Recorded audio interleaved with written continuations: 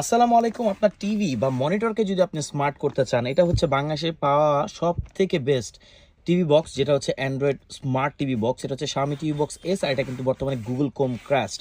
So বুঝতেই পারছেন, one of the best TV box এটাই ওয়ান অফ দ্য বেস্ট না, বলতে গেলে সব থেকে বেস্ট টিভি বক্সই হচ্ছে এটা।